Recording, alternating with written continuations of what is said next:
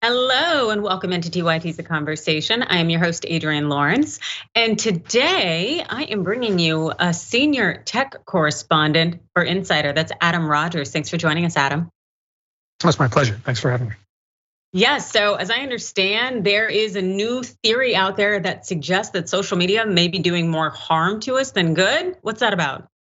Well, I think that the theory is trying to account for the harm that all of us already see. I was surprised at this. I thought that the kind of folks who study social media, the social scientists and anthropologists, were sort of pretty confident about the mechanisms for why social media seems like it's so politically polarizing and such a drain on our attention, and why all of us are staring at our phones instead of at our families. But it turns out that they don't even really know that there's actually some disagreement about what makes Facebook, Twitter, TikTok, Mastodon, I suppose we'll find out, so polarizing, why it sorts us, it seems, into these two very blue or very red camps politically.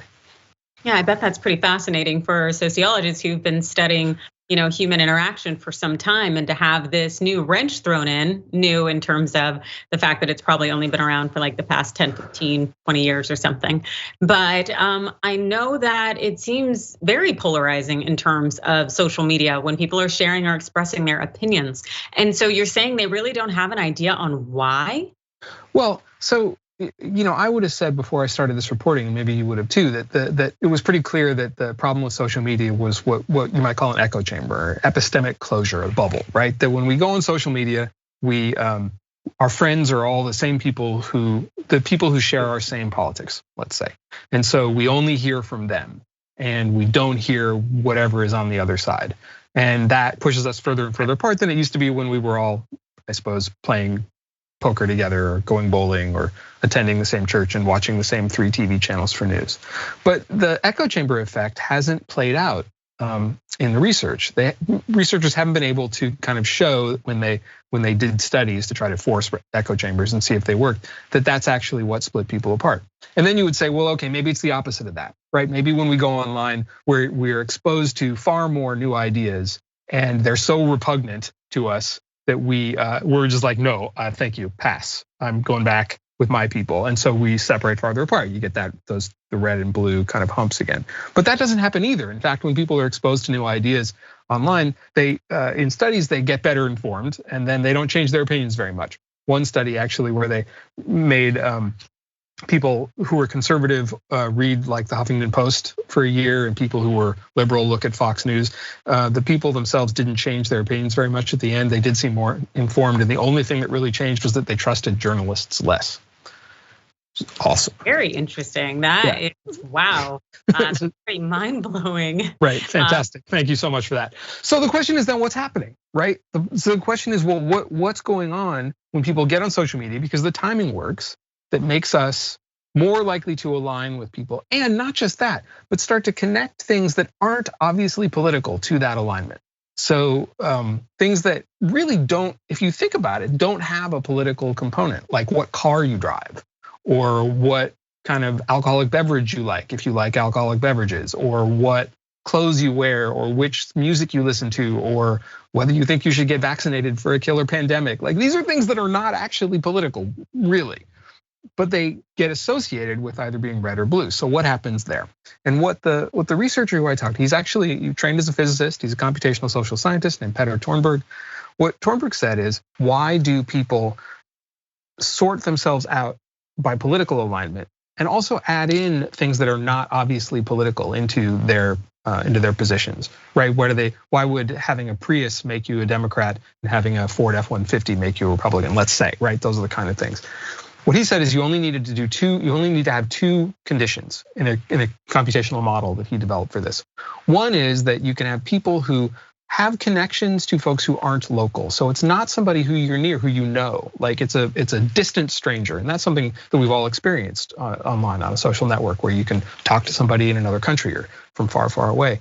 And that when you add in a tendency that all of us have, which is to trust people who are less familiar to us less, just a little bit, doesn't have to be a lot. So it's not that like repugnant backlash, like, oh my God, somebody said something that politically I hate, and so I hate everything about them. It's just that we think people who are closer to us people who we know better, we trust more. You just take those two things and all of a sudden you get what's called affective polarization. So we know what ideological polarization is. That's just like you disagree with my politics, I disagree with yours. The affective part, that's when I start saying, well, I disagree with your choice in soda pop. And I start to think that you are less human for choosing, Pepsi instead of Coke or whatever.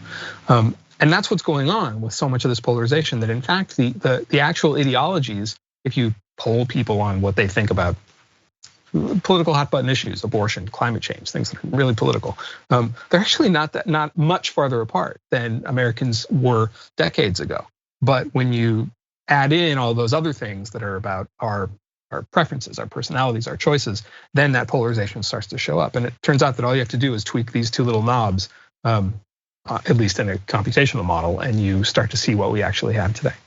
Oh, that's really interesting. In part, just the thought of the affinity bias there in terms of people being more inclined to like or gravitate toward things that remind them of themselves. And to some extent, seeing that play out in social media. And I know in the report, it also kind of said that the loudest one was also the more popular, aggressive one. Is that it? Yeah, that's absolutely right. And so here's what makes all of this worse is that the social media that so many of us participate in are not themselves neutral. That because they're trying to engage our attention, and because they're trying to sell ads against our identities, because that's their whole business proposition, is to go to companies and say, we know what different kinds of people are on our site, and you can direct different ads at them more specifically. That's the whole game there, right? In order to do that, what they've done is they've privileged a tendency called engagement. And the things that engage people, that keep our attention, are noise, are emotional hot button issues, are things that seem new and surprising. And as some reporting I'm doing this week, as a researcher said to me, there's actually an infinite number of things that are new and surprising and untrue, and a finite number of things that are boring and old and true, which is an interesting way to think about that, right? Like it's a lot easier to come up with an untruth that will engage my attention and make me want to yell back at the television or Twitter or Facebook or whatever, versus the kind of, I won't say boring, but let's say prosaic, true things. And the social media networks online are designed to do that. They're designed to compel my attention that way. So it's those louder voices that then set up those affinities, as you say, that then set up the like, oh, those are the things that I believe, those are the things that I don't. And we start to be able to connect other aspects of our identity that aren't political to it. That's the weird part. Yeah, that is absolutely very, very weird. And especially because social media is such a big part of most people's lives nowadays. I know that many of us have been going through withdrawals and the thought of losing Twitter, which has been very much making the rounds in the news cycle in terms of Elon Musk imploding the social media platform. In terms of your work in focusing on tech, do you have any updates or any thoughts on it? Well, I will say that this is for some of the work that I'm doing for another story coming up. The movement to new places like Mastodon, for example, really interests me, because one of the things that Mastodon does is it's much less. An old colleague of mine wrote a piece about this. Clive Thompson described it as antiviral. That because of the way Mastodon functions, it's got separate, they're called instances, but right, it has separate kind of servers that you can join, and they can talk to each other. You can still follow anybody from anywhere, but it's a little slower. It's has a little more friction. It's a little more, it's not as high speed. The velocity of the ideas is a little slower. And there's some reporting that says that in fact makes a social network a better place to be. It makes it not as profitable, but of course Mastodon isn't trying to earn a profit the way Twitter is. Interesting. That's very interesting. Just in part, as we're all trying to figure out where we're going to go and trying to find the best platform that not only is functional and meets your needs, but also allows for the community that we often had at Twitter. And so do you want to give us kind of a little hint on whatever article you're working on, or was that it, I should ask? Well, I'll tell you, here's the thing that I thought was pretty great, because I was looking at this, I'm trying to look at this all through the lens of a field that comes from both sociology, but also anthropology and some physics and biology and complexity theory, of looking at how animal collectives behave. So flocks and schools and swarms and herds. And and the migration, as one researcher said to me, the migration of people from Twitter to Mastodon does have many of the characteristics of elephants crossing to find water, or bees trying to find a new nest, which I sort of love, that all of us are actually part of something.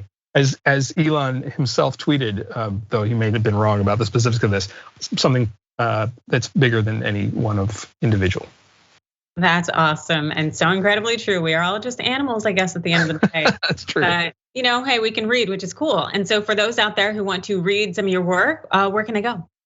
Well, boy, in the old days, I used to say you can find me on Twitter at JetJocko, but at JetJocko at mastodon.social is where I'm maybe moving myself to. You can still find me on Twitter, and also at insider.com. I'm around probably once a week with more words. Fantastic. Thank you so much for joining us. That's Adam Rogers, Senior Tech Correspondent for Insider.